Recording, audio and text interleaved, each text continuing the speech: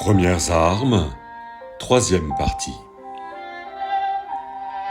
Une coïncidence voulut que je fisse dans le même immeuble l'estimation d'un appartement dont les propriétaires m'avaient contacté le soir même de cette visite. 24 heures plus tard, j'étais de retour à cette même adresse, au deuxième étage, mais dans l'immeuble court. On me fit entrer sans plus de cérémonie, et je compris très vite que ma venue ne devait rien au hasard. L'unique fenêtre du séjour donnait en effet sur celle du bel oiseau de paradis. J'étais en outre certain que la femme qui se tenait devant moi était celle que j'avais croisée la veille, s'attardant devant les boîtes aux lettres, essayant de deviner où l'agent immobilier que j'étais, trahi par la pochette aux couleurs de son enseigne, se rendait.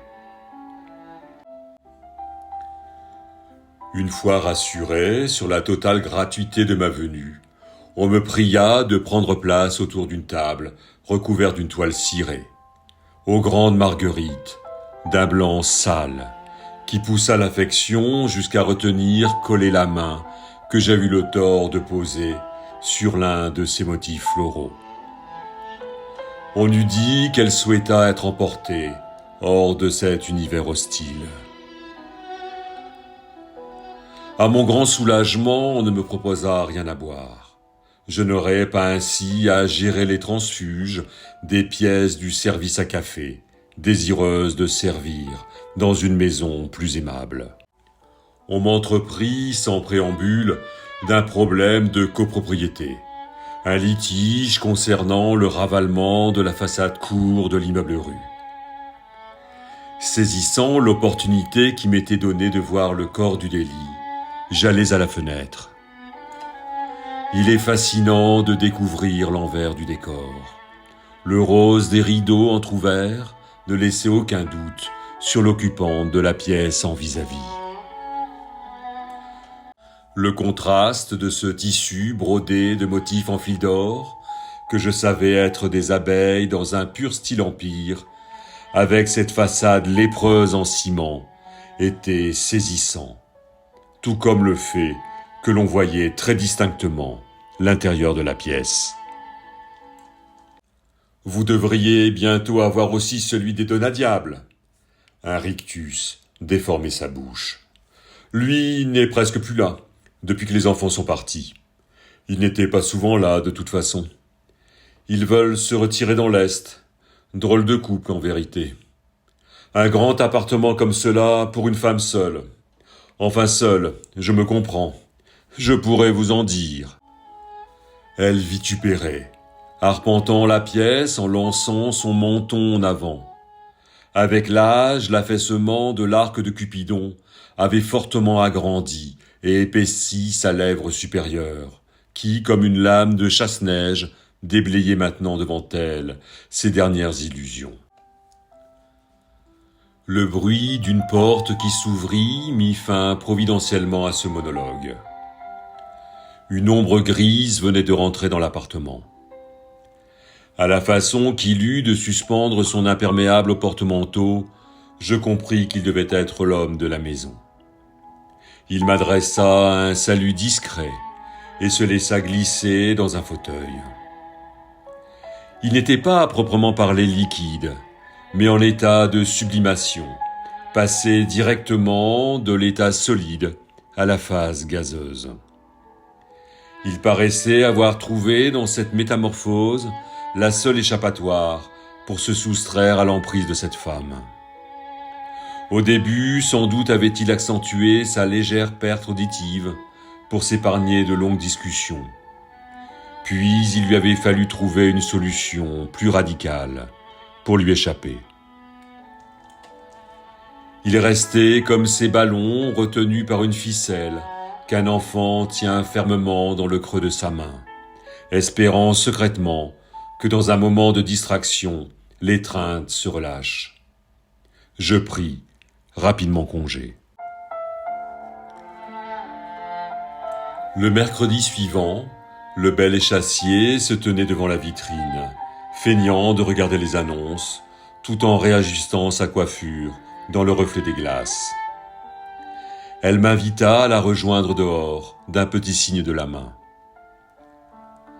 Je la retrouvai à la terrasse du café, faisant face à l'agence, où elle s'était déjà installée. Elle m'avoua pouvoir y rester des heures, prenant ainsi le soleil à quelques mètres du brouhaha du faubourg.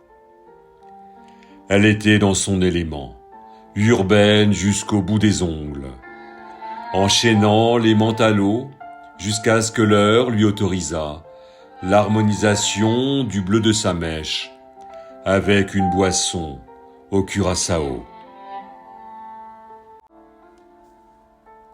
Je la croisais souvent. Sa fantaisie capillaire prit de l'ampleur au fil des années. La couleur se fit aussi plus vive.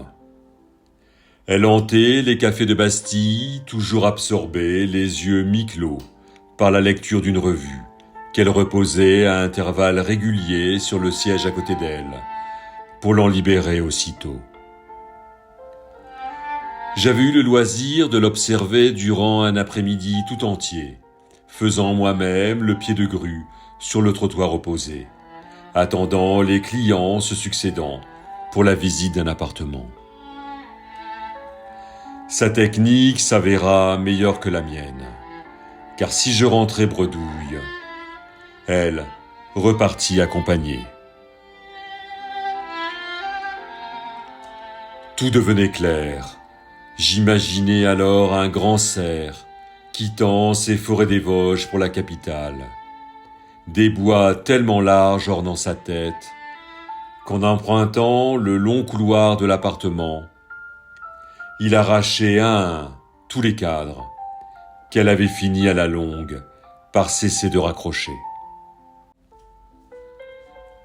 Durant une décennie, à chaque réévaluation, j'allais trouver une bonne raison pour qu'elle puisse convaincre son époux de remettre la vente à plus tard, et ainsi ne pas quitter Paris. La vie me donnait une seconde chance. L'adulte que j'étais devenu avait les moyens cette fois de remplir sa mission. J'avais le pouvoir de remonter le temps et de réparer ce que petit garçon j'avais vécu comme une injustice.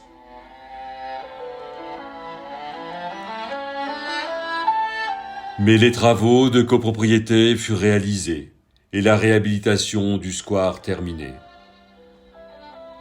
Le marché de l'immobilier s'envola et le quartier devint l'un des plus branchés de la Bastille.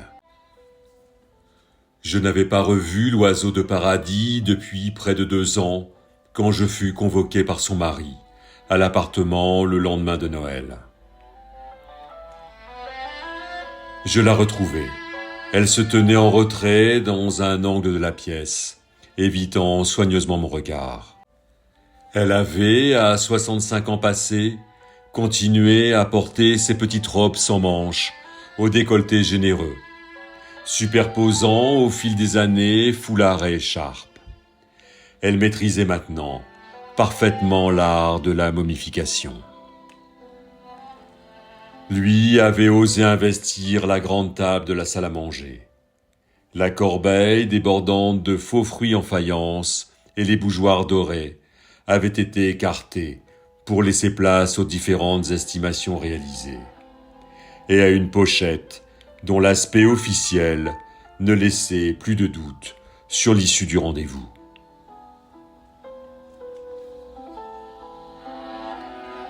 On se serait cru dans un conte fantastique, un grand cerf présidant la table d'une maison de poupées.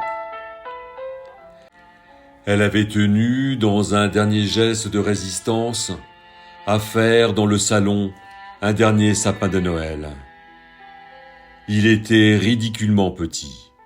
Son extrémité, il serait à cette échelle incongru de parler de cime, pendait misérablement, sur le côté, sous le poids de l'étoile de pointe. Il avait commencé à se départir de ses aiguilles, qui jonchaient le sol. Envahi par un sentiment de tristesse, je cherchais désespérément les mots qui sauraient lui montrer que quelqu'un était sensible à cette attention. Mais devant ce spectacle, je n'ai réussi qu'à relever la justesse de l'association des couleurs des guirlandes. Celui-là, il ne vient pas de chez nous. Là-bas, les troncs seraient comme cela. Il avait accompagné ses paroles de larges mouvements de ses mains, qui, comme des battoirs, se resserraient et s'écartaient sur un hypothétique diamètre. L'exaltation lui faisait monter le sang à la tête. Elle n'avait pu s'empêcher de porter les mains à son cou, desserrant le carré de soie délicatement noué autour de sa gorge, et recula d'un pas. Il étala sur la table un à un les documents, en terminant par le titre de propriété. Il avait tout réuni. La partie était perdue. Je regardais ce grand cervidé. J'imaginais ce qu'avait été sa souffrance, une vie rongée par la jalousie. Il tenait sa vengeance, mais n'en jouissait pas. Il sortait chaque pièce du dossier de vente comme un antidote à son mal. Le seul remède qui maintenant pouvait lui apporter un peu de sérénité. Il se saisit de son portefeuille et en extirpa 2 petites photographies défraîchies, tant elles étaient passées de main en main. Clichés de la demeure familiale où il comptait se retirer, dans l'est de la France. Cette grande bâtisse, dans un parc isolé en lisière d'un bois, il l'avait gardée sur son cœur tout au long de ces années.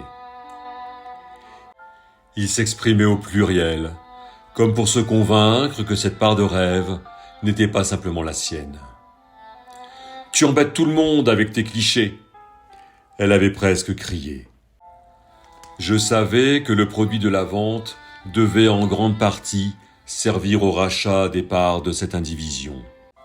Je proposais de débuter la commercialisation largement au-dessus du prix du marché, une sorte de pari. Prendre le temps de trouver le client, susceptible de succomber au charme de la vue sur jardin, pour dégager ce petit plus qui leur permettrait d'investir aussi dans un pied-à-terre dans ce quartier qu'elle affectionnait tant. La commercialisation dura quelques mois. Lorsque les cerisiers du jardin public furent en fleurs, l'appartement fut vendu. Madame Donadiable gagna un été dans la capitale. Elle avait accepté, ainsi que son mari, ma proposition de se faire représenter pour l'acte définitif en ce début septembre. Je voulais ainsi lui épargner cette dernière épreuve, éviter ce choc frontal entre 2 histoires, ne pas avoir à remettre les trousseaux de clés dont le poids à ce moment dans sa main matérialiserait immanquablement celui du deuil qu'elle allait devoir porter.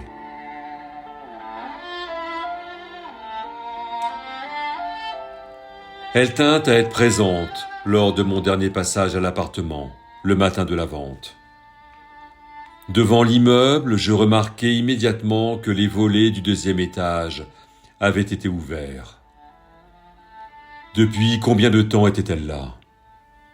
Les rideaux n'avaient pas été décrochés. Ils ne bougeaient pas. Toutes ces années, à chacun de mes rendez-vous, j'avais pris l'habitude de m'attarder sur le trottoir, jusqu'à ce que sa main écartât le voilage du salon, lui permettant de guetter ainsi ma venue. Ce matin, cette attente me mit mal à l'aise. Pris soudain d'une sombre pensée, je m'engouffrai dans la cage d'escalier. Arrivé sur le palier, j'eus la tentation de rentrer directement, en utilisant la clé mise à la disposition de l'agence pour les visites. Mais je me ravisai et sonnai. D'abord un coup bref, puis comme rien ne se passait, par petits coups saccadés. Derrière la porte, rien ne bougeait. Je renouvelai l'opération plusieurs fois sans plus de réussite. Je m'apprêtais à introduire la clé dans la serrure quand la porte s'ouvrit lentement. Elle se tenait devant moi, les yeux rougis par les larmes, qu'elle avait juste eu le temps de sécher avant d'ouvrir. À la vue du trousseau de clés dans ma main, elle me fut reconnaissante d'avoir sonné, lui laissant une dernière fois le soin d'ouvrir elle-même sa porte. Elle avait tenu à m'accompagner pour cette dernière visite de contrôle. Comme 10 années auparavant, je la suivis. Privées de leur cadre, les tentures murales offraient le spectacle de leur couleur passée, dont l'état d'origine se lisait maintenant par les fantômes des tableaux emportés. Les parquets, libérés de l'emprise des tapis qui les avaient protégés durant toutes ces années, étaient splendides et redonnaient ses lettres de noblesse à cet appartement 1900, dont les cheminées, débarrassées de leurs bibelots, laissaient maintenant admirer leur marbre, fleur de péché. Savez-vous s'ils vont faire des travaux ? Comment lui avouer qu'ils allaient tout casser ? Que lorsqu'elle désertait à ma demande l'appartement lors des revisites, j'avais passé des après-midi entiers avec les acquéreurs à étudier la façon d'ouvrir plus largement l'ensemble des pièces sur le jardin. Je restais le plus évasif possible pour ne pas ajouter à son désarroi. Elle avait quitté la fenêtre et m'avait rejoint dans l'immensité de cette pièce de réception maintenant désertée. On pourrait presque danser. Elle faisait déjà glisser ses escarpins sur le parquet. Elle prit mon bras et m'entraîna. Je ne résistais pas, mais l'emmenai dans cette valse lente vers le vestibule. « Allez-y, je vais fermer, Madame de Nadiable. » Alors, elle ouvrit son sac et en sortit une petite enveloppe qu'elle me tendit avant de disparaître. En fermant les volets, je la vis encore se retourner et m'adresser un petit signe de la main.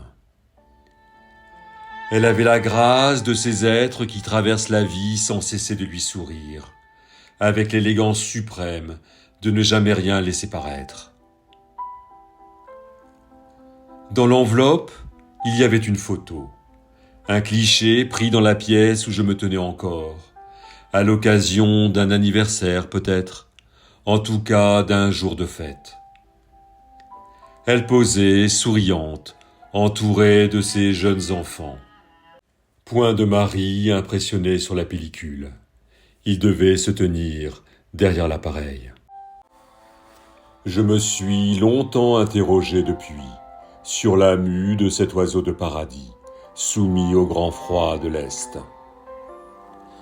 Les oiseaux ne se font pas migrateurs, mais il suffit parfois de tendre ses bras vers le ciel pour qu'ils reviennent combler l'espace offert de vos mains.